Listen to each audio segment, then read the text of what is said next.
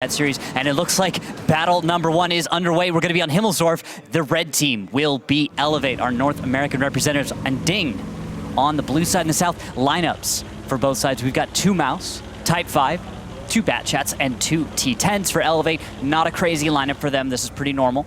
And then on the side of DiNG, 3 Mouse, a 113, E50M, T110, E3, and a WZ132. This is something I'm starting to get used to more and more, and doesn't seem outside of either team's normal plays, but the aggression coming out from Elevate at the beginning is what we're gonna have to follow, because look, Canadian Impact and his battle buddy are down south. Looks like Wallhacks and Nix to follow it up. Yeah, this aggression coming out from Elevate. Standard 1-2 line start so far, but they tried to catch out Breakneck in that E50M. He's been playing that H3 area a lot of the time. So they're going there, trying to counter it out. So far, not getting anything though. Oxmatus makes a shot on towards Hulknick. Obviously that 1-1-3 and a little bit of a...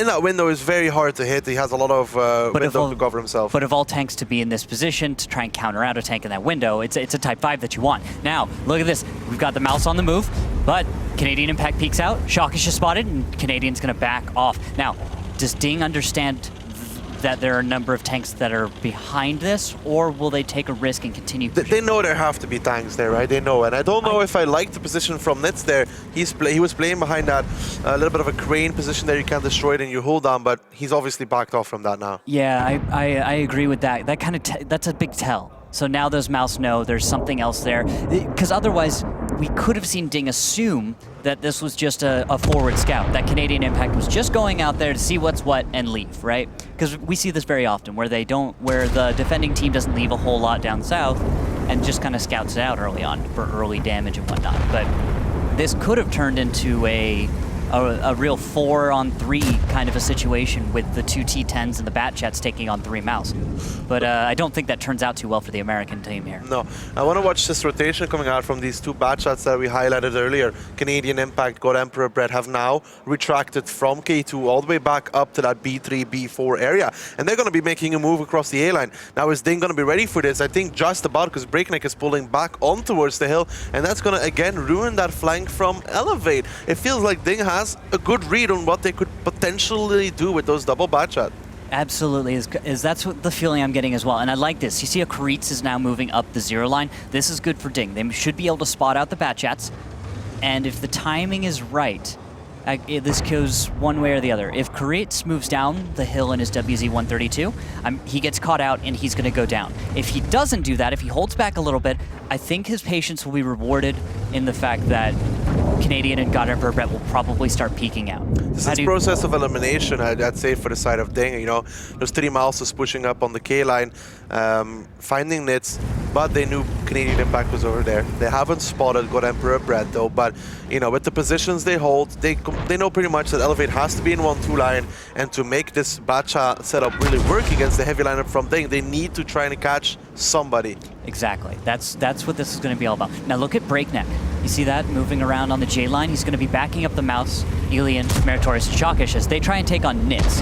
And with a Bat Chat and 3 Mouse, I'm really starting to feel like this is going to go in the way of DiNG, although they are going to pay a small toll to start the fight. Nitz and Wallhacks should go down, and then it should end up in the favor of DiNG. Elevate is going to have to figure out what they're going to do to bring themselves back into this match, because Wallhacks is already below half health. Yeah, but look at this pressure being put now by the side of DiNG. They have spotted out the Bat Chats. Karitz is running away from that one. There's 2 Bat Chats still trying to get on the hill. Oh, Shock is on fire. Yeah, Shock is on fire. He's going to burn it down for a little bit. Does have the fighting cruise kill towards that crew though. Now Elian's going to finish off Nitz here in a second in that T10. He takes a shot from the Type 5 Heavy, but picks it up. First kill going to the side of DiNG, and Shock is trying to hold on here by dear life on just 301 HP. But look at that. DiNG has sacrificed so much, yet the HP deficit is not that big. You're right. It's actually slightly in the favor still of Elevate. They've done a good job at making DiNG pay to take this ground. And I don't know what you think, but DiNG could have been a bit more decisive and aggressive with this push. I think they're always going to take an amount of damage, but there was good shooting there from Elevate though. Yeah, damage very important. Shockish had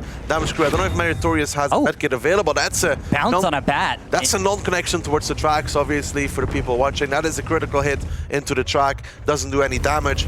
Positive not pushing up as well in his Z3. Karitz taking some damage, but they're starting to chase away God Emperor Brett, and the Canadian Impact is not in position to help him out. So these 2 Bat Chats, I really feel like they haven't had a significant enough effect in towards this match to be worth it to be picked. I completely agree at this point. Look at that, External is now on fire as well. It looks like he'll brew up down to almost.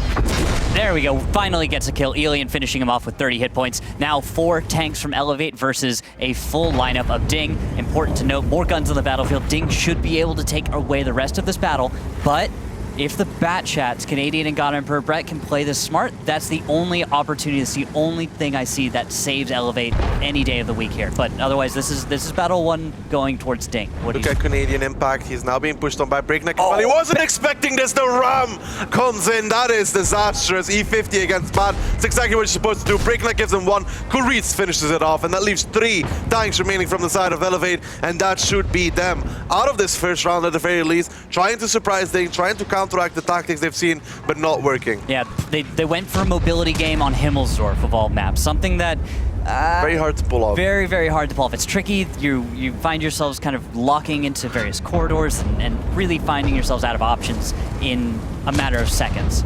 And well, DiNG handled this very well. It was tricky at the start though. It could have very well. We could have seen DiNG just kind of fall on their face at the beginning of this, but they stayed focused. They didn't let it. They didn't let the Bat Chats really get into the backfield and make a mess of things. And I really think E50M smashing into Canadian was a huge play. I feel like Canadian should have been expecting that one, but it doesn't really matter. As Picked the wrong road. Yeah, too many teammates down already. God Emperor Brett gets removed in seconds, and that will be DiNG picking up the first round of our first semifinals here at the Grand Finals, and in what a spectacular fashion. You say spectacular, I'll say. Well, keeping all the guns in the game. Okay, an ace, as it were. Yeah, okay. You know what? That's pretty hard to do in a. It is difficult. Usually an ace says I've won rather handily. So, you're right. My bias is coming in. I'm gonna have to scale it back. Props to DiNG. Elevate's gonna figure out what to do after this. But it's only battle 1. It didn't work out, this double batch shot coming out the side from Elevate, but the idea behind it, the showing that they're not afraid to make something risky to try and counteract DiNG. This is the ram on towards Canadian Impact, but at this point the game's already fairly over. They have a lot of HP remaining, but that's mostly Ops and Dodoma. Tell me what you think of this. I think until that occurred, until we saw an E50 smash into a Bat Chat, there's the ability for those Bat Chats to pick off the tanks on the sides. But that's and you have to assume a lot's going on, right? And then we still have to reset the cap, for example, as well in the meantime. But that depends on actually probably DiNG making rather poor plays rather than Elevate making incredible plays, right? It would be a mistake that DiNG makes for those Bat Chats to take advantage of. That was the ending moments of that round. Now, DiNG is going to be defending on the next one. Elevate is going to be taking the attack. Now, we have seen a lot of interesting strategies on Himmelsdorf. What do you think Elevate's going to be bringing up? Well, Elevate should stay within their normal set strategies, right? If they start breaking out of what they're used to bringing and start trying to go off the walls with stuff they've never really tested before, I think that shows that Elevate's letting the atmosphere and the event get to their heads. That's the sign to look forward to see if Elevate's losing focus. If we see a lot of those more typical strats, maybe a few changes up here and there based on the live finals, then I feel confident that Elevate's going to go for something moderately aggressive, good old slow play, kind of taking a few pages out of the EU and RU books and kind of making it their own. So here we go, second round getting underway on Himmelsdorf second half on this map. Elevate versus DiNG. Elevate trailing 1 round. Not a big thing in a best of 13, obviously. First to 7 will win. But to get there, that's at minimum those 7 battles, right? So Elevate, just based on a best of 13, even if they won't stand up altogether to DiNG, they should at least take 1 or 2 battles off, even in a landslide victory. But we'll have to see what these 50Bs get up to, because just like the Bat Chat's last battle, those will be some of the most mobile tanks. I'll talk about the T10s in a second, but those 50Bs will stick together and try to catch one player out. But look at the lineup from DiNG, Ducky. It doesn't tell me that there's going to be all that much aggression. Maybe Breakneck does something in the south, but he's not going to get as aggressive as Canadian did last battle. Look at DiNG yet again. They bring that GW Tiger P. for the people that are not aware, Randall, guide us through why you picked this arty. So there's a few key positions on the map that you can bring a GWP and target those specific positions. Usually I assume that they're associated with caps, but if you're an incredibly skilled arty player, you know that there's actually a few extra spots top of the hill, of course, and a few ones towards the back the goal of the is map. to do damage in the beginning and then reset later on, obviously. So, but very specifically, right? It's one of those where you know exactly a tank you've chosen, something with a high arc like the GW, and then you go for the hidden cap positions. The split from Elevate seems very familiar to me, at least. It seems very reminiscent of how they played against EL Gaming on that tiebreaker with those 4 tanks coming off the hill. Now DiNG seems to be counteracting this just slightly. Alien, Shockish. They're ready. They're Hooknik, Kuritz, they're all here waiting for that exact thing. That's 4 guns waiting for Elevate to come around this corner. So they've done their homework. Shots out. First RT. connection for 348, 515. Not a bad toll so far. This is workable, but it does hurt to lose some of that on the top of your mouse on the opening push without being able to return almost any damage, it looks like, onto the tanks from DiNG. And very, very nice counterplay there from DiNG. Both these teams showing that they know what the possibilities could be. That's the counterplay coming out. And if you're looking at the mini-map right now, look at the bottom, you're going to see 250Bs, and that's Ox Mathis and a mouse moving from the south to the west, so that's going to be a flank. If DiNG sees this, picks up on what's going on, full press straight to the east, correct? Or do you turn it around and go south? Which group are you going to focus on while you're getting surrounded? Positive, just about getting away. The 50B trying to get some connections. They get just one. Feel like they should have punished him a lot more for that play. He was a little bit late in running away Canadian and got Emperor Brett not able to punish it just as well as you'd expect. Yeah, they really could have done 1 or 2 more shells hitting their targets at that point. That's kind of a lost potential there. But that doesn't mean it's over. They didn't lose a lot. Elevate didn't lose ground on that one. They just kind of failed to get as much of a lead as they were going for. But that artillery shell from Meritorious. 456 knocks out Brett's commander as well. He's going to have to use his medkit there. If he brought one. DiNG now continuing the advance on the A line. Nitz takes the first connection there from the Type 5 Heavy of Goreetz, knocks out his gunner as well. That's going to be slightly annoying. And this is going to be an overmatch. Absolute overmatch should go into the favor. Look at that breakneck coming up from the south. Now, look at the Elevate tanks. They're going to give ground, prevent that flank from coming in, but that does allow for a safe approach with the Batchat. He can get in and amongst the mouse, create all sorts of chaos. Here we go now, breakneck coming in as well. Externals, the first focus for the side of DiNG. The E3 now coming in as well. A big hit on towards Nitz to start it off. Nitz taking some more than from the Type 5 Heavy. Breakneck being disastrous here towards the side of those mouses. Nitz down and out almost. One more shot to finish him off. External not very much better. Dodoma, Wallhacks pushed around the corner. DiNG taking it towards the side of Elevate, and they're going to pick up these 2 tanks here for sure. External is done. So is Nitz, and then Dodoma and Wallhacks. They need to hold on for dear life. Canadian Impact is coming on the flank though. He's going to do some damage towards Breakneck, but it's going to be enough. Yeah, it should be enough at this point. This is clearly going into the favor of DiNG right now, but they need to focus on not letting the momentum shift out of their favor. 50Bs were able to get into positions to deal some damage, but Canadian Impact is now on reload. Ox Mathis, while he is on the banana traditional dueling spot. Such a big hit from the E3 as well. Yeah, he's been firing HE here and there, hasn't he? I've noticed a few lower rolls that were confusing, but it says HE is the plan here. Oh, nice Shockish. Connections. Focus fire on Shockish. Wallhacks and Dodoma. Now and Canadians just reloaded. Canadian Impact now coming in from the side, trying to make some kills. Gets the first one towards Shockish. Kuritz is probably going to be his second target of fire. Kuritz picks up the Dora in the meantime, though. Canadian Impact has 2 more shots remaining. Needs this last one to finish off Kuritz, but Brett from the backlines is the one that picks it up. Look at this, it's turning around. It's turned around. Alien and Meritorious, the last 2 standing for DiNG. Elevate hold on by dear life, and especially these 250Bs coming in and saving the day. DiNG went too slowly on this fight. They did not finish the north quickly enough, and that allowed those 50Bs to get back in time. Both of us were looking at this and we were skeptical, right? There was no way the 50Bs and Ox Mathis and the mouse were going to be able to get back in time to make up the lost damage and win this, but it turns out they did. Turns out they had just enough time and the window opened back up. DiNG wasn't expecting this. They didn't think that Elevate would be quick enough on the reaction, and well, with a GW Tiger P as well in the mix, that was one gun that wasn't able to support well enough. We'll have to check the post-game damage though before I eat my own words here. but I don't think Meritorious got to be as effective as he would have liked. I think it around 1,000, maybe a little bit more, but Yeah. Ilya now squaring off against Oxmatis. Canadian Impact got Emperor Bread coming in the side, so I need to make those clips on towards that mouse. He's taking a lot of damage already. Loader knocked out as well. It's not going to help in the situation he's in. One more shot from Canadian now on the reload. Meritorious kills Wallhack, so they need to be careful not to over push this.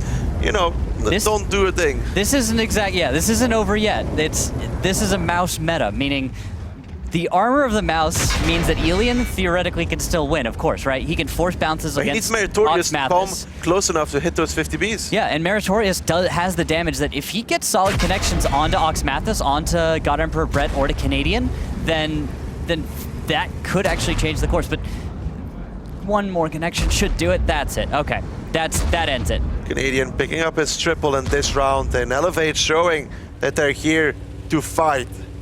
That they are. That's going to make this an even start, raising my hopes that Elevate's going to be able to find a victory today. Of course, it is, of course, Himmelsdorf. 1-1. We've been saying attack is becoming more and more favored. Don't think Elevate's going to be too sad about now being 1-1 Meritorious with one more shot, 403 on towards Canadian Impact. Canadian Impact's probably going to come in for the Ram here and to pick up his multi-kill, his fourth in this round. A crucial player. Look at that damage, 5,300 coming out from him. What a play. Multi-kill, picks it up. That's going to be DiNG. Not winning this round. Elevate going to make it all even. I got you there for a second. Yeah, you did. You got me there. And I almost would have believed you. Almost. But I'm really glad to see that. You can see those Elevate guys trying to stay calm behind their team. You know, Comps, you see him all in the pre-game interviews a lot, trying to not let too much out every time he does an interview. He's one of those guys that stepped away from playing for a while and let players like Wallhacks here, Canadian Impact, start running the team a little bit more. And well, I think this is a series that's starting to look like it's going to go long. Do you think we're going to see another tiebreaker for Elevate today? I wouldn't say that. You know, I think I wouldn't go there yet. We have seen it yesterday. I think in the games that it can go blow for blow, and that 1.1 map can be the breakout one. Yeah. Kazna SS, oops, DiNG comes to mind. Fair enough, but the reason I see that is because, well, after the first loss and after getting this far, I kind of thought nerves might get a hold of Elevate, right? And I felt like DiNG would feel much more comfortable here. They're probably not, you know, they're not fazed by the fact that they've gotten this far in the tournament as much as Elevate might. And so seeing Elevate up here like this, I'm waiting to see if they stay focused. But after that win on battle number 2, it says to me that Elevate is prepared enough. Not going to shake out Breakneck, though, and the rest of his team with all that experience and coming out towards our next map, which is going to be Steps. Oh, I see a smile on your face for that one already. Steps is a map that I don't know with if the new Elevate tier 10 can do lights. it. I don't know if they can do it. With the new tier 10 lights, it's changed up a lot. Dodoma is a good climber, and so is Canadian Impact, if I'm not mistaken. They're excellent. They shouldn't miss any of the boosts. And we'll have to see how that goes, if they even go for it. T100s, of course, being the tank of choice these days in that, but not very great snipers. That's where I'm skeptical. I'm not exactly a fan of the T100. Yeah, the accuracy on the long distance. Yeah, it seems like great. Yeah, it's like, why do you put a T100 up top? Yes, it gets up there pretty easily, but it can't really hit anything once it's up there. Well, it's like asking a Batchat to snipe. It's not designed. Yeah, it's not designed for Canadian Impact. Oh, but he's Randall talking about they shouldn't miss any of those. He surely did miss the first one. We jinxed him, caster curse. But we can see God Emperor Bed's going to be trying to spot out as Dodoma, and the T100 light tank is going to be trying to make it up. He might make the first part. He will make the first part. Solid climb there coming out from him. He's spotted out, so he needs to be careful. I don't think he can make it all the way to the top when he's spotted out like this. I would say, can you even abort this pull? This jump, sorry? No, you can't. You can't really just say, oh, I've been spotted, now I have to back off. You pretty much have to make it and then hunker down up top. You can't leave. It's a bit late for that. Oh, blind fire. Blind shotted by external there, so nice connection coming out from him. Kuritz is not going to be too happy about that one. No, not at all. In fact, he's probably sitting there wondering, wait, was I just spotted when that went out? Or no, it was blind fire. He's now just low enough, 584 hit points that... Oof, Shockish, lets off a shot there. No connection from that 113. It was very, very close though, and the side of DiNG seems to be going for a counter climb Will they be able to pull it off? That is the question. That seems very risky to me. Reeds is still spotted though, driving there. Oh, and he drives out in the open just in time. That might be the tell even. You can usually tell, okay, he's driving that direction right there. Okay, they're going for a counter push or a counter boost. Well, here we go. Breakneck is going to be the first. Does he get up? No, not good enough whatsoever from DiNG. They take some damage, but luckily enough, the boys from Elevate are too far away, but Reeds takes some more damage. Dodoma picks it up. Artie coming out there, a T100 light tank to finish it. And I feel like DiNG already down and out in this one. Oh yeah, once you miss out on your light tank, now you've got to try and figure out, okay, how do we reapproach the cap? They're going to have to try and use some kind of a shield tactic or go for an all-out brawl. Dodoma lost his commander. Oh. Does he have a med kit for that one? Because otherwise he's not going to spot anybody anymore. You're right, that hurts a lot. We'll have to wait until we jump over to see his tank and what he's not repairing it down. yet. He's not going to spot anything anymore. Obviously, dead commander decreases the view range significantly. I don't think he's going to see anything anymore. And it's like if you lose any other crew member, you've got jack of all trades on your commander, and that helps. But the thing is, when you lose your commander, it hurts that much more. And it looks like, oh yeah, he no. Ooh, took another shot didn't down. Actually. Towards 224 HP now. If DiNG can finish it off with Artie, Positive takes some as well. Loses his driver. Repairs that one. Well, heals it. Yeah. The Doma is down to 200 HP though. And he still hasn't repaired that commander, so I'm guessing he does not have a kit on him. I don't think he can set fully safe either from Meritorious, so it might not be the worst thing for DiNG if that T100 light tank goes down and be a 1-for-1 trade. And something I think they're willing to go with. Yeah, they'd be losing out on time, of course. Elevate wants to waste as much time as possible, so even if they know Dodoma's going to... his medkit is still on cooldown. Oh, that's what it was. He must have had to repair to heal someone else earlier on.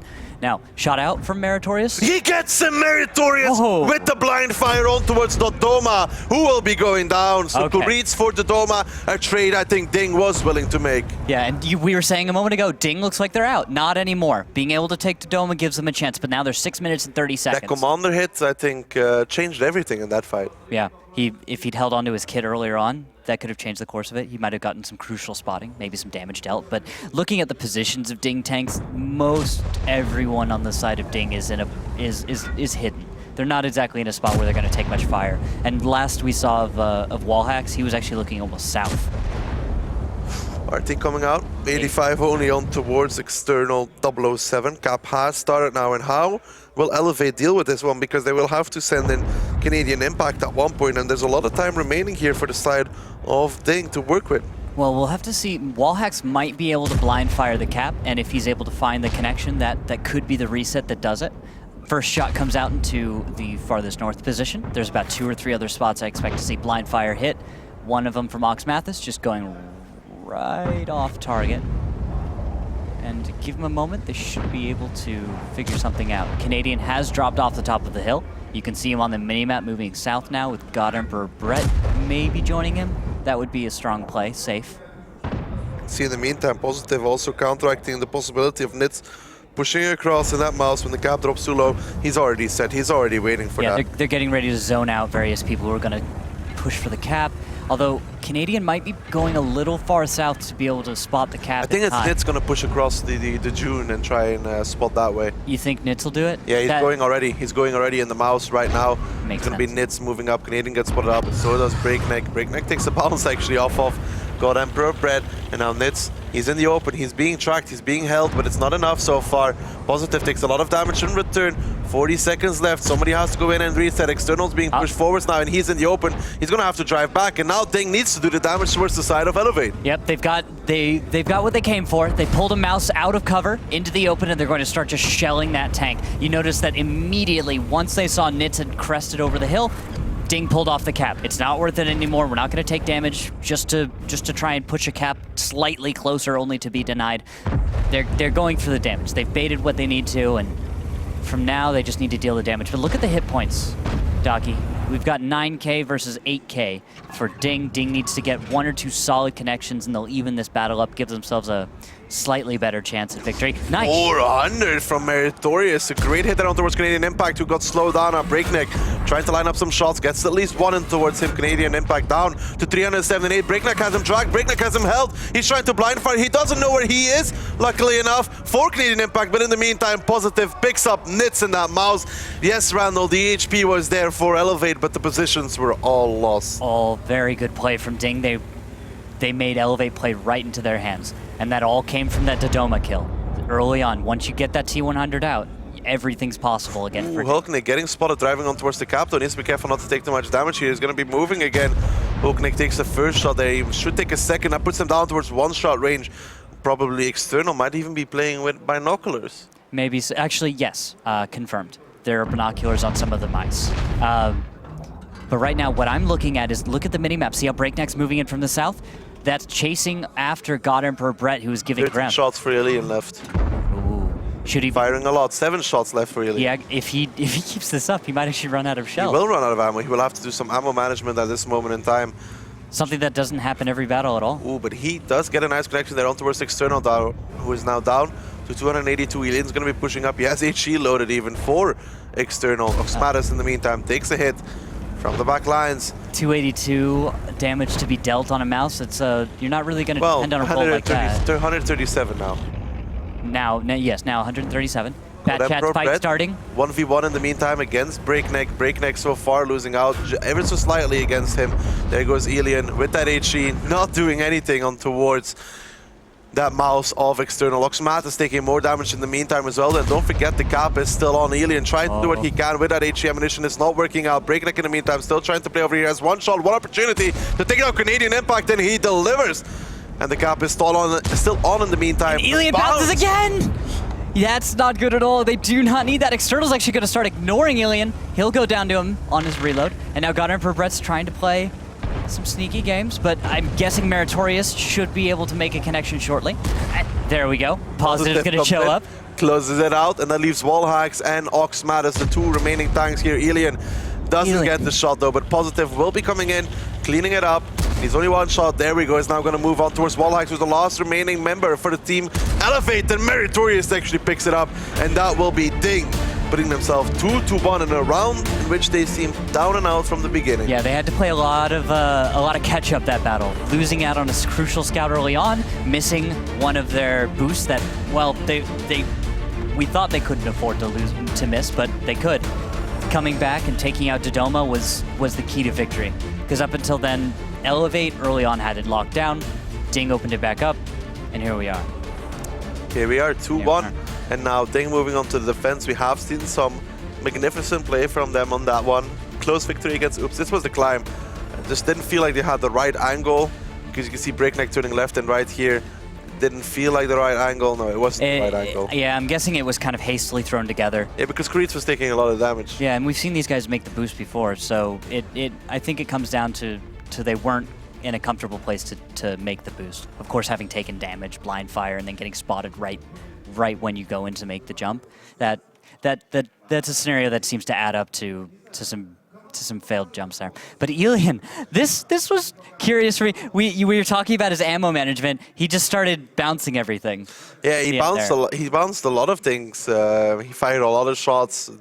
He dinged a lot of shells, he didn't he? did do a lot of damage, Yeah. but shooting at mouses over that distance, it's always going to be hard. But when you finally get close, and that's when you stop, that's the irony in the whole thing.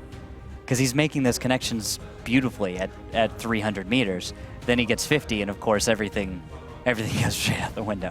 It happens to everyone, right? And it happens to him. Yeah. So now, steps, we switch sides. What do you think? What do you think of this right now? How do you feel about the contrast between Elevate and DiNG? Do you think Elevate's going to be able to make this a longer series, or? I don't know. We have seen DiNG their defense with Positive climbing that A-line. We also see how he plays it. A lot of the people that I talk to, when talking about Positive in that T100 lighting on that position, they say that he's almost impossible to kill because of that binocular camo net combination. And with Kuriz and the Udes, which they were playing yesterday, yeah? we saw what he did from there. You're confident then? I'm confident. You're confident that DiNG should be able to take a win. Now, here's what I'll say. Wallhacks in the M4043, there's two things happen. He either plays amazingly and gets tons of damage, or he doesn't hit anything at all, and he's just sitting there frustrated. So we'll have to see which of those two wall hacks M4043s we've got this battle, but that's where I'll be looking to see if Elevate can take a win. Otherwise, the lineups from both teams, Goddard and Brett going to be in an S-Tank, Batchats, 2 of them, 2 Mouse, and a 113 out of Elevate. It's not a crazy lineup for them, very normal, high damage potential, but it isn't as flexible as many other lineups that we'll see out of North American teams. On the side of DiNG with their lineup, a single Mouse, 2 113s, 2 Batchats, T100, and then that UDES, that's a bit more mobile, a bit more flexible and able to react to whatever Elevate tries to pull out. Positive fails the first time. He'll be all right to try a second time once he realizes this. He's going to be lining it up. He has that binocular and camera net set up that I talked about. So he's going to try to sit very, very still up top of the mountain and not try and play too many of those hill games, is what you're saying. Makes it very hard to spot him with that camera net as well, obviously. Second time around, Positive has no issues making it up. And that will be the A1 position secured for the side of DiNG. But as you can see, their opponents, Elevate, are not going for this round. They're going for an eastern side play. Yeah, which is similar to Oops. Similar to Oops, but also almost every team starts with a west side play. They almost always start by going in that direction and then deciding maybe they'll go back east. We see this only a handful of times every season or every tournament. And so what we're going to have to see is, well, does anyone on the side of DiNG decide to expose their tank too much? If they do, that'll be where Elevate comes in. If Artillery can make some solid connections, and what Positive decides to do based off of this push. There's the first bit of damage coming out onto Nitz, and they've recognized that Karitz in his UDES is hidden way back up top. And that'll be the first tank to try and counter out, but of course he can't get spotted. Not from this distance. Elevate needs to decide forward or backward here. Well, they seem to be going backwards as Oxmatis and Nitz are getting pinned down by this UDES. Karitz already picking up 780 damage and increasing that ever so slightly. Both these mouses taking a fair chunk in Elevate. Elevate taking the initial damage and going back? Yes, if you decide to go backwards, here's what happens. You've just taken the damage you have, right? And now, okay, disengage. Instead, when you do that again, you reapproach, you try and attack again, you're going to have to cross the same ground, take the same damage, and now you've just multiplied the total damage you had to pay or take in order to attain a position. That's generally why we'll start to cringe when we see a team back up, because we think, well, if they just go for the same exact thing again, then they're making a huge mistake. But here, it looks like... They tried to blind fire, but yeah, it's really going to help them. Karitz just aims down, up, and his tank becomes almost like a pancake, and they won't be able to hit him. Exactly. And Goddard and Brett looked like he was trying to find an angle, but without decent scouting and spotting of that position, this is just a huge waste of time. This is just going to burn the clock down, and that'll mean that DiNG with the more mobile lineup could stow a tank over. Positive could just stay up top, and it would be impossible to deal with that. Now Breakneck moving around from the north, he's got a flank shot on Oxmatis. It's just typical Breakneck though. It's a good play. Taking the things he sees and acting on it, and DiNG is just chipping away at Elevate here. Oxmatis below, well, just about above half HP. Nitz though below it. Breakneck takes one blind fire in return, but this is not going well for Elevate whatsoever. Those two tanks that are supposed to take the damage did take the damage, but they gained nothing from it. Yes, without any gains for that, it's not looking like a victory right now. This is looking like a very slow battle where maybe if Elevate's been thinking forward enough, they recognize that this is probably not a win. They should talk about next battle. They should be talking about the next map and what they're doing there. This one for me, I'm just skeptical that anything will come of what Elevate's going for. This could be just one of those things where you just try and ice the enemy team. But at the same time, DiNG could be talking about the next battle. They've got solid positions. They're always focused on this one. Yeah. They're not going to want to lose this against Steps being the crucial map. But it feels like they've already got it. If I was DiNG... Yeah, but they're going to be fully focused on closing it out. This is the semi-final after all. Of course. They're the defending side. They've got the advantage. They don't want to lose it. Elevate could recognize that they aren't going to find a way in, and then they have the chance to talk about next battle. But That's where. What does Elevate do from here on, Randall? What do they do to get back into this one? Because I'm not seeing a lot of openings. You could go from, if you drew a line from Nits to Breakneck, you could try that, but I'm not positive that would go also well. You could try some Bat Chat fancy play, or you could try to just advance and get underneath the guns of Karitz and who is that up top? Is that Hulknik? Yeah, Hulknik is also on that climb, so... Yeah, he's up in the east. You could try and get under their guns, but all you would do is force them off the hill to join the fight that would probably be in the advantage of DiNG anyway.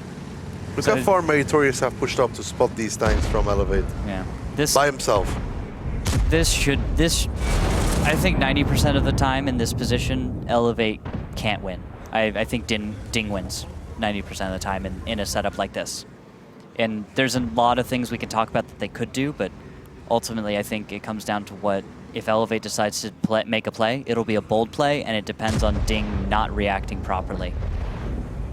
And DiNG, they are starting to push up. This is the team. If they close this kind of snowball effect here, they're starting to realize how far ahead they are and starting to take that and press it. And Elevate, they're going to try. They're going to get pushed into a reaction now. Nitsoxmatos pushing forwards. How do you see this go, Randall? Okay, so now that we've got DiNG tanks pushing up, it changes the odds a little bit for me. Because now you can get Mouse and Bat Chats into close proximity without having to cross as much of a killing field, right? That gives Elevate a chance, but the thing is, they're going to take already just 1,000 damage spread across a few tanks just to start this engagement, and very little, if any, damage has been dealt onto Meritorious. 2 shells again, that's another 1,000 for only 432 off of Meritorious there. He's got 2 shells worth to take, and there we go. Dodoma's about done. Finally, though, they pick up Meritorious with the side of Elevate, has taken significant damage across all of their tanks. Dodoma is almost gone. External is pretty much hanging on for dear life in this round. And don't forget, they're all still locked down in that lower area where Karitz is. He did get spotted on the URS, so he needs to be careful not to go down. But with Hulknik there as well, he can afford a little bit of risky play even. Yeah, and see, Canadian Impact's going to try and get under the guns of defending DiNG tanks, but tell me if you think Karitz... He's being chased down by Positive. Oh, okay, yeah. This will be done pretty quick.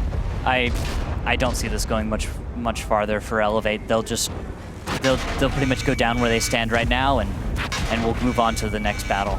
Elevate trying to do what they can, but the side of DiNG just has too much HP, too many tanks, and all the positions are available towards them. Wallax in the artillery has to watch as Breakneck comes in towards him. He's going to ram him to death. There we go. It is going to be DiNG, and they're going to put themselves 3-1, Randall, and now it's on to Elevate to try and recover, because 1-1, it's not going to save them. Yeah, 1-1 to start this one on Himmelsdorf, sure. That looked good for Elevate. That gives you a little confidence if you're Elevate. But now, losing 2 times on steps, yeah, this could very well just turn into now a 7-1 victory for DiNG. Could be the end of the line for Elevate. But if they can rally, if they can stay focused, then they're still in this. That's where we're looking at. But looking at the faces of our Elevate team, Dodo looks like he's got a few thoughts in his head he's trying to share. Look at that damage though from Karitz and the Udas, 3,700. That's what the Udas is exactly for. It's a great tank. Do you play much TDs these days? No, really. I'm not a fan of the siege mode mechanics myself. I find it hard. I'm that kind of guy that wants to make a peek and go back. You know, I'm not the kind of guy that wants to sit there and wait for them to drive into my gun. Yeah, you don't want to exactly position, set up, and no, snipe. I want to drive forward, take the fight to them, like DiNG took the fight to Elevate here in this moment in time.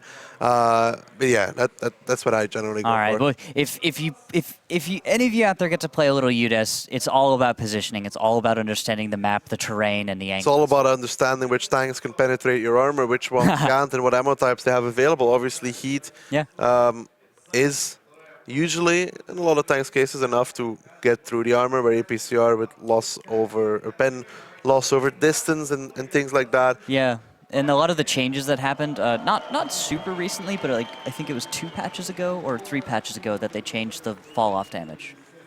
I think that might have been 3.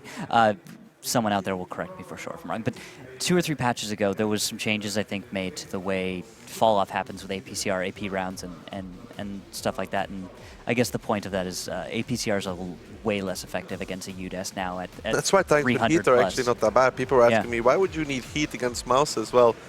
generally because over distance. This is why you see 1-1-3s on steps and such, because heat over distance does not lose its penetration. Exactly, it's a shaped charge. What happens is the reason that it penetrates armor, it pretty much travels a distance, hits armor, then activates. Unlike an APCR shell where it's sling it as hard and fast as you can, and whatever kinetic energy is left afterwards when you get there is what you get. So that's the major difference there for heat versus a PCR. Well, Randall, Yep. next map, it is going to be Ghost Town, and it's going to be DiNG on the attack, but Elevate on the defense. And this Currently is, 3-1 in favor of DiNG, though. Randall, well, take it away. we may be 3-1 in favor of DiNG, but Elevate can play quite well on Ghost Town. So if any map to bring themselves back into this series, this is their place. If they drop 2 here, if they lose 2 battles here, I believe that starts to spell this being quite over. But as you saw in the matches just yesterday, Elevate was playing rather well against their opponent EL. They were handling them. There wasn't a lot to. There wasn't much shakiness. There was quite a bit of confidence. Elevate's reactions were crisp, but we all know DiNG isn't exactly a pushover on Ghost Town either. No, they are not, and they have spotted out Canadian Impact. They are starting to move towards that #1 base. Nitz is in position though, in that AMX-30. He's going to be sitting on A1, waiting for the guns of DiNG to drive on towards that gap if they so decide to do it. But with the Doma there and Nitz, the cap I don't think is an option here.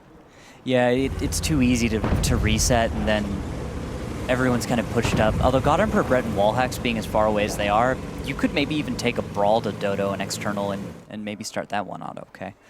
But Nitz can support the north push.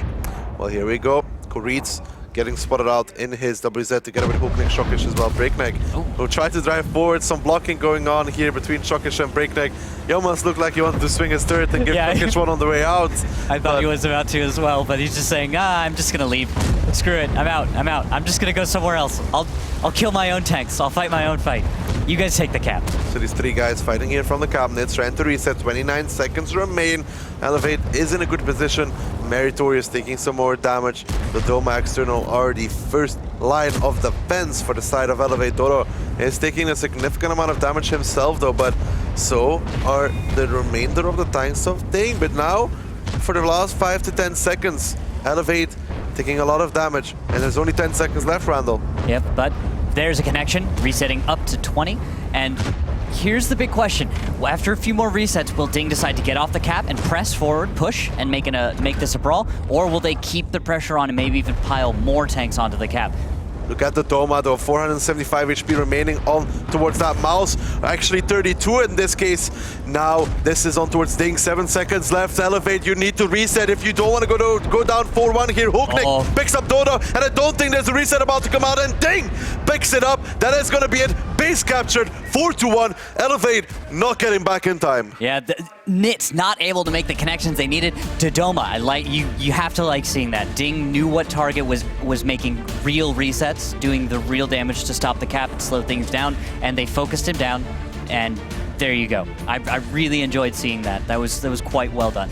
And usually we see those caps not work out. The team that goes for cap, DiNG in this case, usually gets off, has to start a brawl, and then from there it's whatever. But in this case, DiNG are feeling lucky tonight. yeah. And after that, they pick up one more win on the side of Ghost Town, and I think they run away with the rest of the series. If it goes to 5-1, Randall, we both know that the dream of North America is going to be shipped back across towards North America with their dream in their pocket. But you know what? These guys have performed higher. They've gone farther. They've done better than any other North American team to date. So, you know what? There's that. All right, Docky. There's that. We got that for That feels us. like a weak excuse. It's not weak, all right? You have no idea what it's like to be a North American team. Everyone telling you every single day, the Russians are better than you, the Europeans are better than you. And you know you can stand up to them. Can they, though? Because Elevate has to prove it right now. Can they stand up against the European powerhouse? I think it's more well, North Randall, American let me teams' remind you of the scoreline. It's currently 4-1, so you say they can. They need to prove it. Yeah, they do. We can say a bunch of things, but what matters is what happens. I know. and it Everything hurts else sometimes. is just speculations. But I want to believe, all right? I just want to believe that they just Sometimes do it. dreaming is believing, Randall. But they're on the struggle bus right now, okay? They need to get off the struggle bus. They need to get on the highway to the danger zone.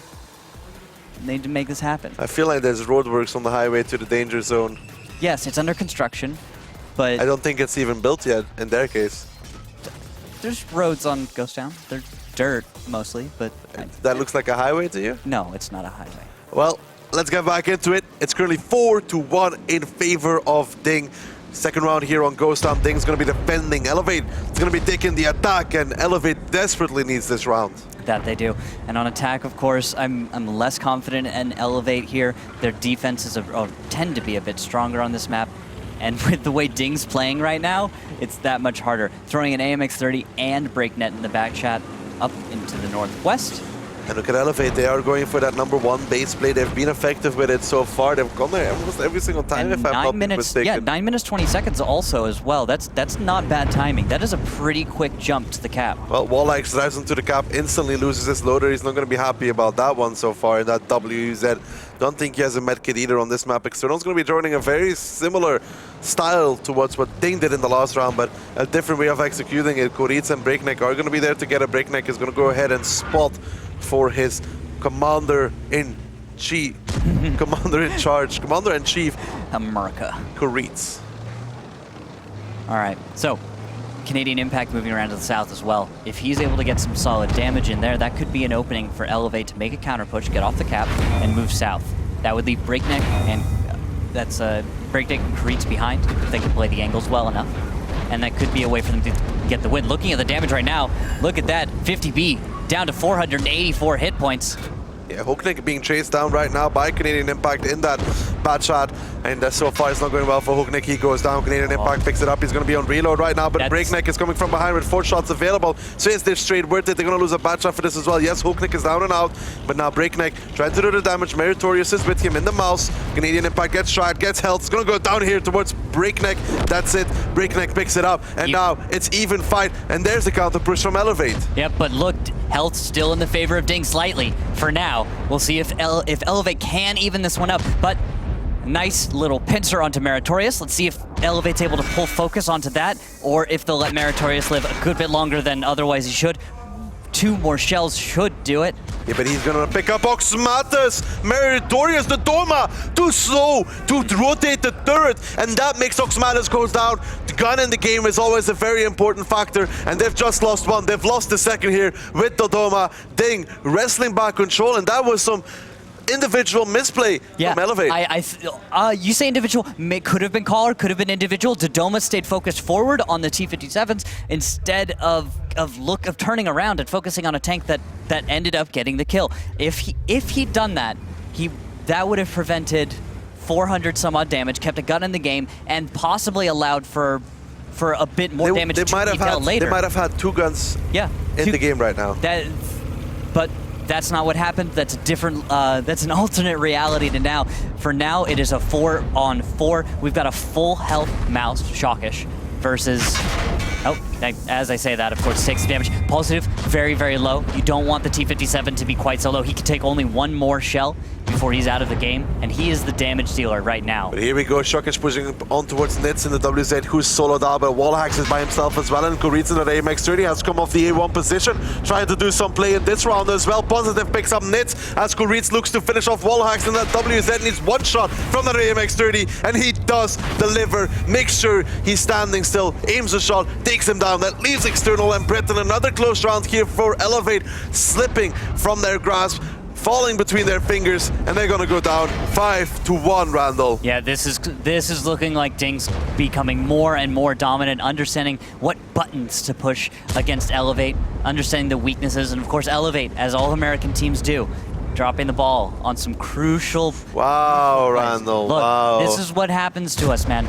We lose focus on the big stage. We make crucial mistakes by not focus firing, by missing some shots. And here is DiNG playing, keeping things tight. They're not making the same mistakes. They're playing that. their average is They're right winning now every higher than close Elevate. round right now. And Yeah. Elevate, they had this round in the bag, I'd say, some misplay, some miscommunication, even if you want to put it like that, coming out. And I wonder what the experts think about that one, especially what is James going to say? Well, that was a hell of a couple of rounds there. Thanks very much for that, Daki. James is not looking too well there, to be honest. We have had a bit of banter here on the desk. We're going to break it down for you guys in a couple of moments. I have to say, guys, my personal highlight was, of course, Canadian Impact on the receiving end of a German Impact. Yeah, Wow. I like a lot of the stuff I've seen out of Elevate and DiNG, to be fair. DiNG have had some great strategies. But some of the stuff I've seen out of Elevate, you can see the idea. You can see what they're going for. But then, like Randall said, they're just miscommunicating little things, just going wrong, separating, bouncing shots, doing a lot of things that just don't make sense. You know, stuff that players of this caliber should be doing constantly. So it's just kind of disappointing right now, and that puts them in the hole that they're in against DiNG. And it's interesting as well because some people, you know, they talk about the different tanks and, you know, their strengths or weaknesses. Some people even think that perhaps the E50M is weak, and we saw it there, Mojo. It's not. It's nicknamed the E-100 Ramwagon for a reason, and well, that was a big hit. To start with, DiNG often uses some medium that anyone even thinks about. Breakneck is always playing those.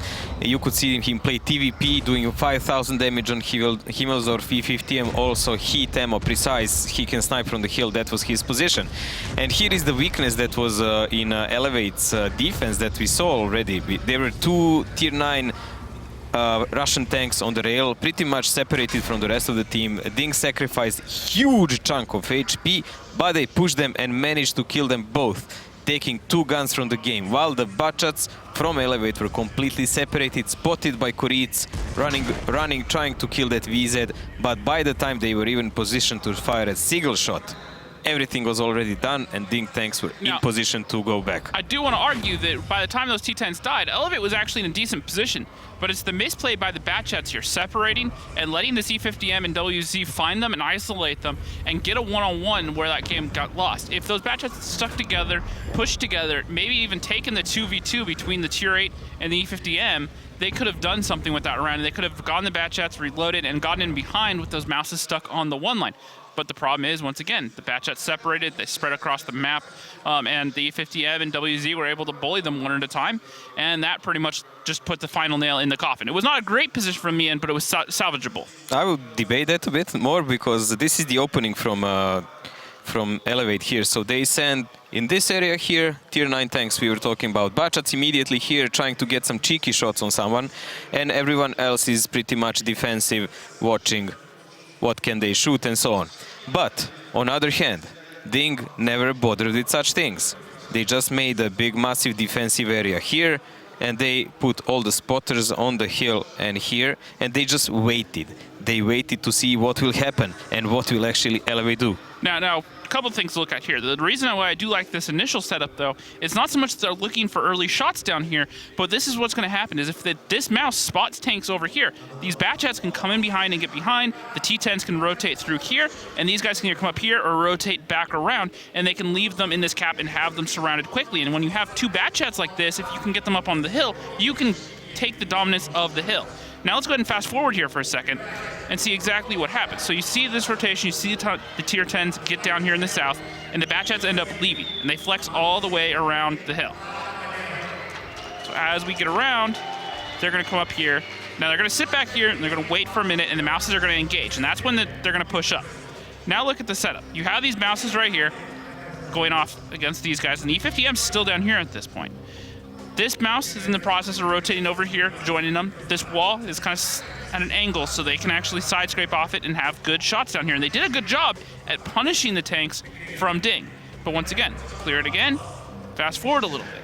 Now let's look at the rotation. The WZ's running away, the Batchats take the hill, they get behind. Now they're gonna kill the 2 T10s, and that's all fine and dandy. But this is where things go wrong for Elevate.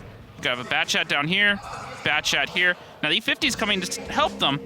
If they had stuck together and say both come over here, they could have found this WZ, or even taken the 2-on-2 in the south here, and that's a Tier 8. Gotta remember that. I need to debate several things here first. Let's hear Like, it. honestly, for one, they lost game already here. When Bachats were there, that was GG. They just prolonged their life a bit. Because they left these guys here, we saw completely outnumbered. Yes, there was a huge chunk of damage done on mouse tanks. They even didn't have medics. We saw like one of them was with 2 crew members dead, but it doesn't really matter. This was all a consequence, because by the time these guys came here and displayed really poor team play, I must say, because they allowed themselves to separate themselves, it was already done.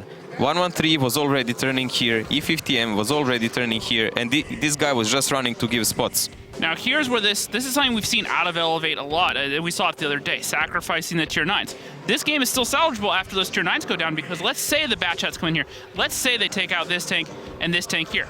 The Batchats don't have to stay around. Even if the Mouses turn around and the 113 gets in here, the Batchats can leave, they can go up this way, and the Mouses are still fine, and these guys can either leave at this point and everyone can reset. And that was Himmelsdorf starting off on, actually ending up 1-1, DiNG taking that first round. Elevate were able to come back into it, and when things are looking set, you know, looking like, okay, this could perhaps be a prolonged fight, but then after that, it quickly went a bit south, shall we say, there. This was great play from Elevate. I like this a lot. Doma being in position to spot out this. The shots come in, and they end up taking down Creets here in a second. A lot of blind shots connecting as well.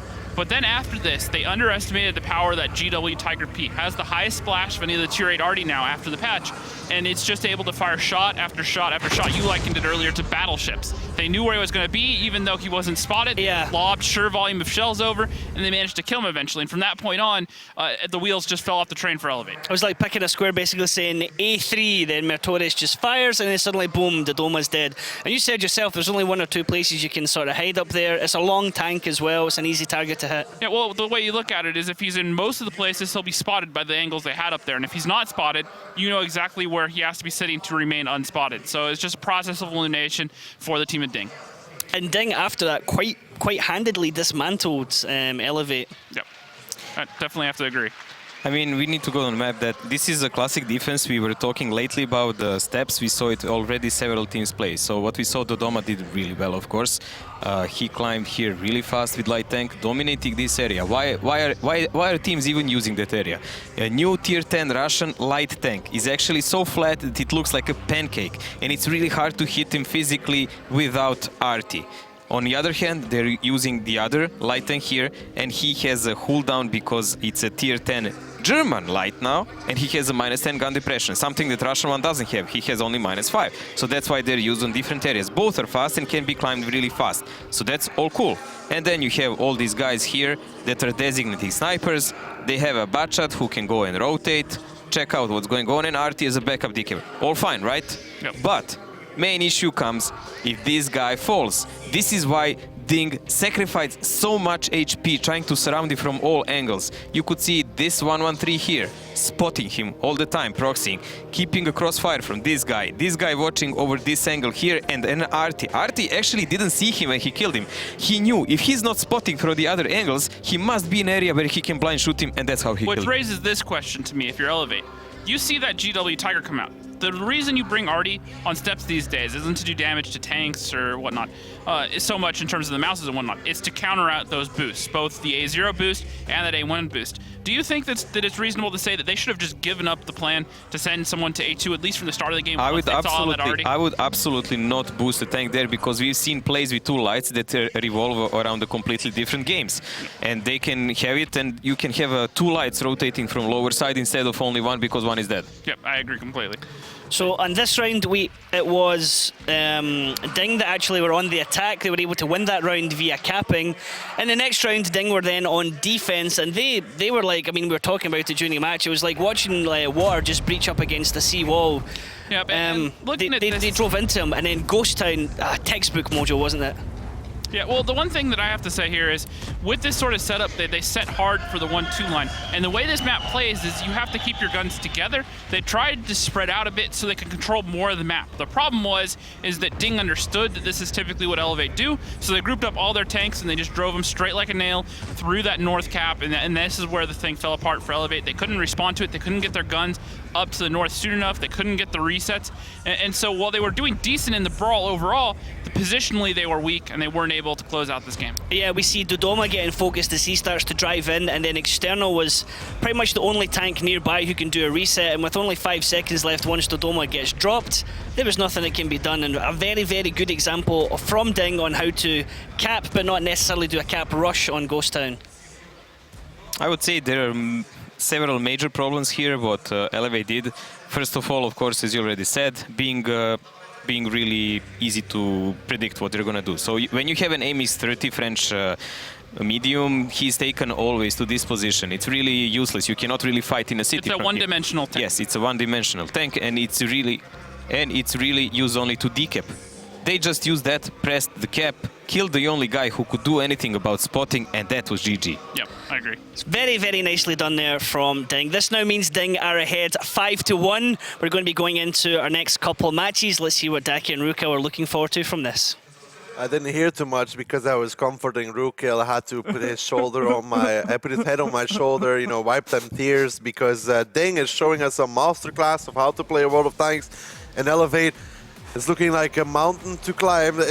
They are Elevate, right? So they have to be able to climb a mountain. The mountaintop is in view, Daki. It's in view. You can see it off in the distance, but you can't reach it yet. That's like saying, you know, you're lost in the desert and you can see the water in the distance, but it's like 100 miles away, like 3 days of walking. Yeah, you don't know if it's a mirage or not, but maybe they can do it. It's almost impossible at this point. DiNG has been playing phenomenally well, especially with Elevate, and we saw them actually walk backstage when they went on break to go to the bathroom, refresh themselves, and we try not to talk too much, but you can see when Elevate players are tilted. It's what we do in America. It's what our American teams do. We get tilted, and there are some players who hold it together. Nothing phases them. They're just fine, win or lose, right?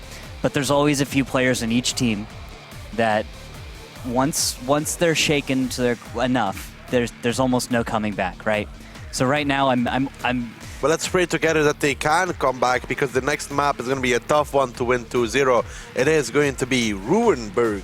That is a map that DiNG beat Na'Vi on the attack as well. It's a very important point to bring up, because Elevate, I could be saying that they should be able to make something happen on defense, but because you bring that up, yes, against Na'Vi they were excellent. If they bring that same level of play here, Elevate doesn't stand a chance, and they should be able to close it out on this map. Well, Randall, we will find out as we are about to get underway into our next map here. It is going to be Ruinberg. The lineups coming up currently 5-1 in favor of DiNG. 6 bad shots and a Scorpion G. I'm going to have to look at you on this one, Daki. Why? Little city to kill everything going zero line, run away. If you do that, you can survive, but you need to make kills, get out, and then hope that the defender keeps pushing towards you. And it's exactly what DiNG's going for. Just a wolf pack. Just the mob forward is the best direction. Hit him hard, finish him off. Now, Elevate should see this coming. It's a completely telegraphed lineup. You should know, all right, they're going east side. They shouldn't be going to the north. If they do, it'll be like what happened with Na'Vi, and don't make the same mistakes. Canadian Impact pulling out. Seems we have been a little bit too slow in running away. Look at the damage Canadian Impact is taking on his bad shot. He's down to 564 HP, just about alive. He's now down towards, so one-shot Canadian Impact could be the first casualty of this round. This is what DiNG needs as well, though. Look, Canadian Impact barely able to slip away with a sliver of health, just enough to actually give him an adrenaline rush, give him a little faster reload, but he has to stay alive. He's still spotted. In the meantime, Canadian does finally go down. Nice shot by Breakneck. And there's going to be the press to Doma. External Nits moving forward right down the zero line, with the Ox Mathis still just behind. Positive down to 93 hit points with a dead gunner. Yeah, this is what we talked about now. DiNG needs to get out of there with all those bad shots. Positive is down.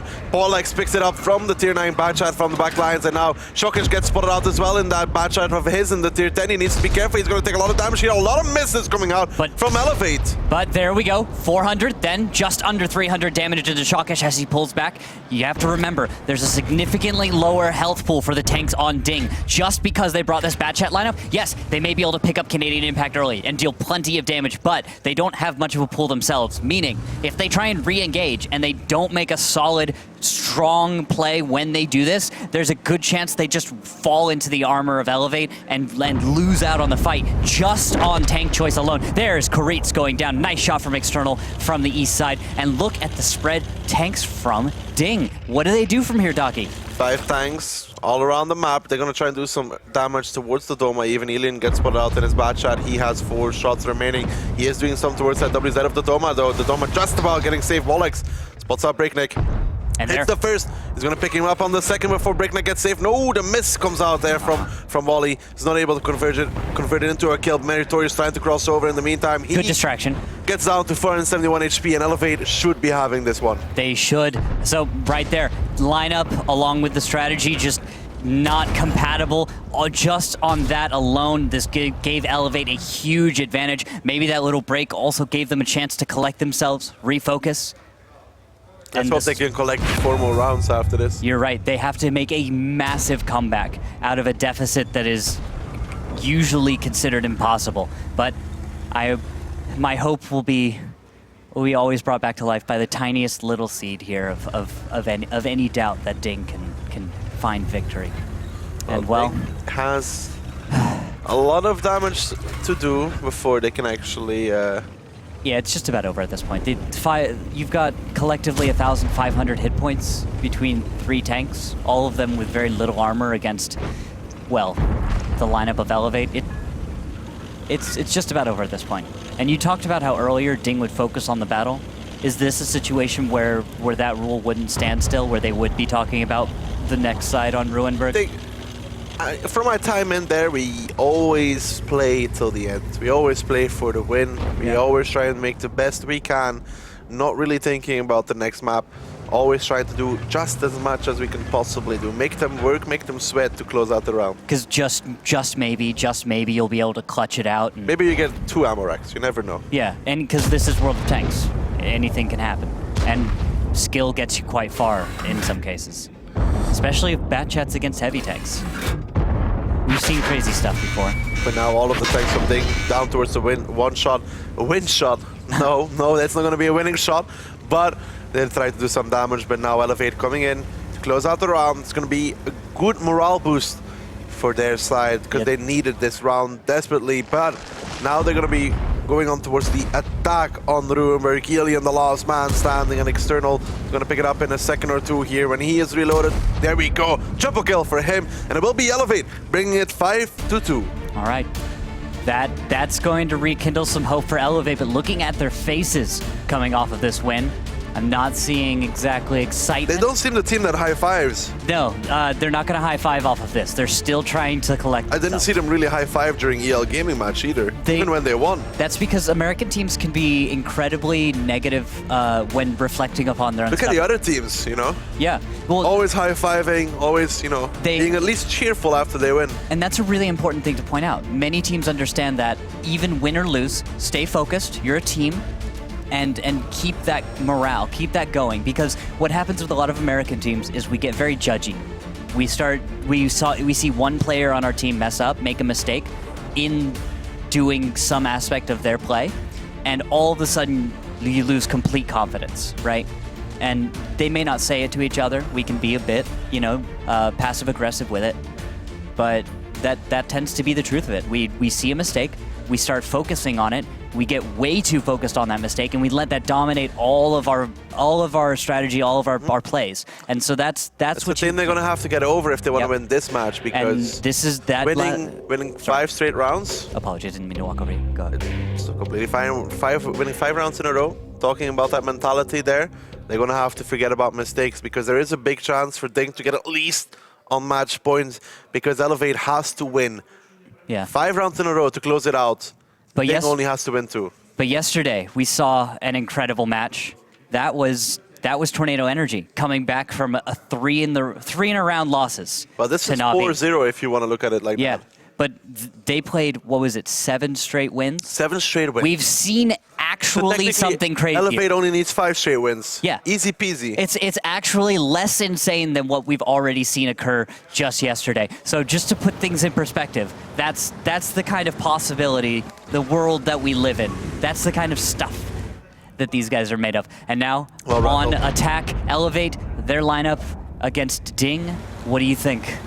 I think DiNG currently very far ahead, especially because of Ruenberg as well coming out there on the defensive side, which is arguably the more favorable side coming out. Historically. They need this round to put themselves on match point, and Elevate has to make the plays. Canadian Impact takes the first shot of damage there on the bat shot, which is going to be expected. That was from Positive in the 113. He's going to try and find a second one, but unlikely. Wallach's external, Dodoma, all going towards that 0 line. This is a standard start from Elevate, isn't it, Randall? That absolutely is. And the downsides right here, we've got some problems with spotting. It looks like Elevate's had all 3 of their tanks moving east, spotted for a brief amount of time. That really hurts. Normally you want to get into the 0 line undetected if you can. But good job on DiNG detecting there. Got Emperor Brett and Nitz though. Usually you would see those 113s take a little damage, wouldn't you, on their approach from the cap into the buildings? Usually there's someone waiting around to Usually put one kill Positive out. is doing that damage, but look Yeah. at this DiNG. This seems to be the counter play that we were talking about. 0 line rush imminent. Yes, and I want to ask, do you feel like DiNG's being a little bit less aggressive here? They're holding back. They let Elevate take those positions. That 0 line, we have seen Elevate fall to a strong counter push there from NSS. Those 3-9 bat shots were on the rotate. External now was the only bat shot rotating, and here we go. This is DiNG starting to move forward. Oxmad is taking damage. Nitz on the run. He got caught there against NSS. He's not going to be caught against DiNG. There we go. Hooknik Meritorious with Kuritz probably has a shield. They're going to be running down Nitz. Then he'll oh, That's big miss there from Shockish. Massive right there. And there, Dodoma's just about half hit points. He's going to start backing off. Nitz as well, just about to go down. 271 hit points. One more shell. Where's it coming from? Is that the Lorraine? No, it's going to be a bounce. It's just about surviving. God Emperor Brett now on the 0 line, trying to do what he can as well, but Hulknik and Meritorious are still making their move forward. Nitz is in no man's land, but Oxman is not really being helped. Hulknik's on fire though, he's burning, but Meritorious is there well. Positive picks up Canadian Impact, Wallach, Dodoma, Brett, and External all trying to kill these two 113s, but they're still alive, Randall. They need to take this down, because look at the HP. Yeah. They're being run over right now. With a highly mobile lineup like this, 113's bat chats, they're just sitting still in the open, well, relatively against a heavy lineup. That's a mouse, type 5, 3 113s, a bat chat in the Lorraine 40T. You don't sit still versus this. You don't face this head on and expect to win. And that's what we have here. And you expect them to do that damage towards the 113s, and it did not happen. Positive now picks up God Emperor Brad. This leaves Oxmatis and External, and DiNG still with 7 tanks alive. We said it's going to be difficult for Elevate, well, it's going to just become even harder as DiNG looks to put themselves onto match point. Elevate has to think what they're going to do to win 4 straight rounds to bring it to tiebreaker and 5 to close it out. Yep, I think you hit a nail on the head. This has just gotten that much closer. DiNG is in good spirits. Elevate, yes, they could have bounced back after that last win, but I think we can both agree a lot of that had to do with the lineups that DiNG brought versus the lineup that Elevate brought. They could have decided to rally around that victory, but it does not look like it. That is not the face of confidence on Wallhacks right now. He might still be able to rally around this, but look, looks like a little powwow going on that side of the stage, while DiNG looks comfy. DiNG does not look like they are worried whatsoever. Business as usual. And that is what we see out of our top teams in the world. Navi's are already out of this one. Tornado is going to also be in the finals there later on today. Oh, not in the finals. Sorry, Semi. this is the finals in reference to the tournament in general as opposed to the match. 3,000 for the side of Elian Positive. Oxmathis, always one of the top performers on the side of Elevate, is able to But look at these make bad shots showing. though. The Doma, 3 shots, no connections, 0 damage. Nitz also not having a good time. God Emperor Brett, who was also in that 0 line, 10 shots, only 858 damage. Yeah, looking at the post-battle stats, it may be a bit of a leap, but I'm guessing Dodoma might not be, he might be on tilt a little bit here. And then God Emperor Brett, their I'm not used positions- to him being very tilty or performing less well when he's not confident, but I think we can start pointing at maybe Dodo's not feeling so hot. Against NSS, Elevate got beaten in a similar style on Ruenberg, where they had 0 line control. NSS pushed down it with 113s. This time, they had everybody there in position, but they just weren't able to deliver the shots on the targets that needed to go down. And on top of that, I think strategically, they didn't see through to what was possible, right? But they didn't look at the lineup. I'm not sure about that. It felt like they knew DiNG was going to counter push because every single tank was there, including a 113. Yes, they see that, but I felt like they only touched the surface there. They never saw, oh, these are the implications of what we need to do in order to deal with that. Because you need at least a minute to reallocate your forces to redeploy. We saw how quickly external was coming back. They seemed to at least expect this coming out. I don't think they saw the full breadth of what was going on. Perhaps. Is kind of what I was picking up on that one. It's not entirely the reason that they lost on that. There's a number of factors that go into every victory and loss, but strategically on that plane, on that level, I think that Elevate wasn't looking at the big picture as much as they should have. Well, strategically, Elevate's going to have to prove us something as we move into our possibly final map of regular time. It is going to be Mainz. It's going to be Elevate on the attack, sitting on 2. DiNG on the defense, sitting on 6. Match point for them. Meritorious is bottom already, though. Down to 87 HP. Wallhacks is not in an artillery piece, so Meritorious shall be fine for now. For now. But that's gonna wake Elevate up. They might be able to... If this was DiNG, they always play their attack with the German light. Yes. And Positive always loads HE, that already would have been dead. That's a great point, actually. I hadn't really thought about that. The HE from some of those lights and along with it combined with the speed. It's the tank picks, you know, like Elevate plays with the Russian one, DiNG plays with the German one, and that German one, Positive plays it. We see him shoot a lot of HE in the beginning. I tend to favor it as well. It's fast enough. Well, in this case, I'd favor it as well, because this is a thing, though, with the quick lights, spotting Artie crossing over if he has a bad spawn can be a thing, so that HE might actually, you know, just kill the M40 before the game even starts. There's a number of reasons, actually, to prefer the German lights over the Russian ones. The Russian one's nice as a pancake, right? If you need to be lower to the ground in certain situations, it's good for that. But if you want a slightly higher profile, I do tend to favor our German tier 10 lights. Now, or light, sorry, singular. But look at this strat from Elevate. This is a bit older as far as strategies go. We haven't seen this played as a layout in North America for a good bit, but I don't know, Docky. Have you seen this more recently in any of the other regions? I really don't think it's from popular. Elevate? Yeah, the Dodoma in the backfield like that. I felt like everyone kind of got away from throwing a bat chat into Alpha 8-9. It seems a bit of a time. Yeah, we don't see that very often, but the mouse is on the hill, common during tournaments or around there at least. No, that part's fine. That's normal. Dodoma up there, we don't see it very often. It doesn't really ever work out, but everything else, fairly standard. It's funny because Nitz is taking the route that a bat chat would go to do the climb. It's funny to watch a mouse do it because the mouse is comically slow to me. I've always thought it was a bit silly to just watch it drive. It's so slow. Oh, and look at this. We're actually going to see an artillery view. So fun thing with that is Meritorious, if he sees anything being broken, then he might just blind fire, and if it's a at Mao... the very least, relay the information towards his teammates. And that's an important reason to bring an artillery piece, because it has the ability to view certain aspects of the map. And you can see blind shots going through bushes. That it can. If the tracer stops, you hit. Many people underestimate the nuanced advantages of an artillery piece. It's a tool that, if used creatively enough and intelligently enough, can be more valuable than any tank. And I mean tank, not SPG, not tank destroyer, tank. Yeah, just talking about DiNG, the information you saw that Breakneck and Kuritz joining that team in Season 1 together with Positive. But obviously Breakneck and Kuritz coming from the Bombats on Tanks, former Virtus Pro, has just changed his team into a powerhouse over 2 seasons. They weren't ready at the Champions Rumble for Tornado Energy whatsoever, but they seem to be ready for tougher opponents here. That they are. And I'm glad you brought that up, because I've seen members of DiNG all across the WGL in the past few years. For example, you look at Elian. I don't think I can remember a time when he hasn't been a player on one of the top teams. Am I correct with that? Has he been taking a break? He used to be in Lemming Train, which did very well, and then moved on towards Kazna Crew, and then now ended up in DiNG. And obviously he's been making some good decisions. Lemming Train, when he left, went rather downhill.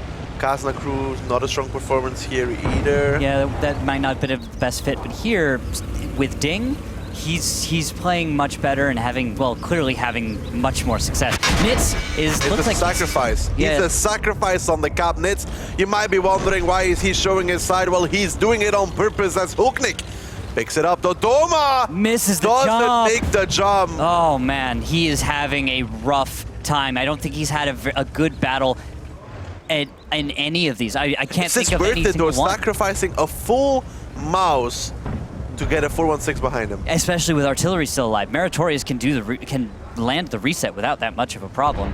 What's going to have to happen is Buddy fires over at External on the west side. External's a one-shot now, though, so... That's important to note, because if artillery isn't looking towards the cap, and this oh, look at that, doesn't matter, Wallhacks is taking damage, this DiNG is in complete control. 2 tanks down, one of them a mouse. Breakneck in the 1v1 in the meantime with Canadian Impact. This could decide the game, never know.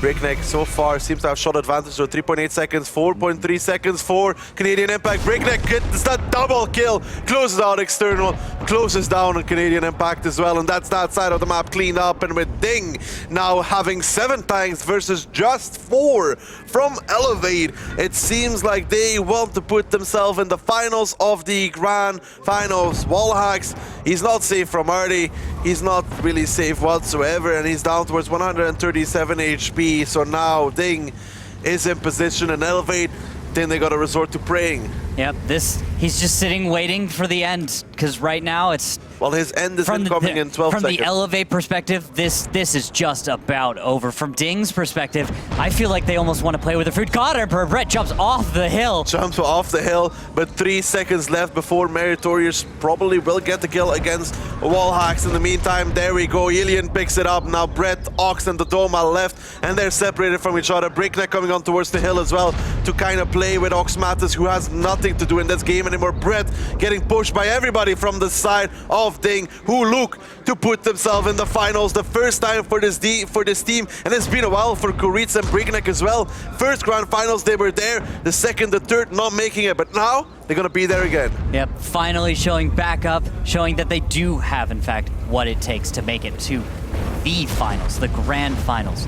The Grand Finals of the Grand Finals. Sorry, the final. Yeah, it's all about phrasing. The finals of the Grand Finals. Well, I mean, that's the event's name, and it's the Grand Final. Exactly. Yeah, it will be the Grand Final now. It's a lot of fun words to have to throw out to be specific. Yeah. Yeah. Ox now the last man for his team as Breakneck is coming in to try and do something, but at 200 light tank a little bit too quick for the mouse. The rest of the team will be slightly slower, and now Elevate has nothing to do left rather than wait and see how their last comrade in battle will go down here. Breakneck peeks out, Ox Matis picks it up, but 5 contestants remain. And Ox Matis may be one of the best players in all of World of Tanks, in my opinion. You can back that up with his plenty of stats. You can make a strong argument for some others, but he's certainly up top in my mind. He'll make his final stand. He's and climbing it looks like the hill. Style. He's trying to do an elevate. he's trying to go. But Huknik picks it up, and that will be DiNG. 7-2 over Team Elevate, putting themselves in the Grand Finals. And look at that audience. Yep, excited to watch a team like this come back and show what they've got. Ilian is in a good mood. I usually don't see him with quite a smile like that on his face. He's usually quite stoic, actually.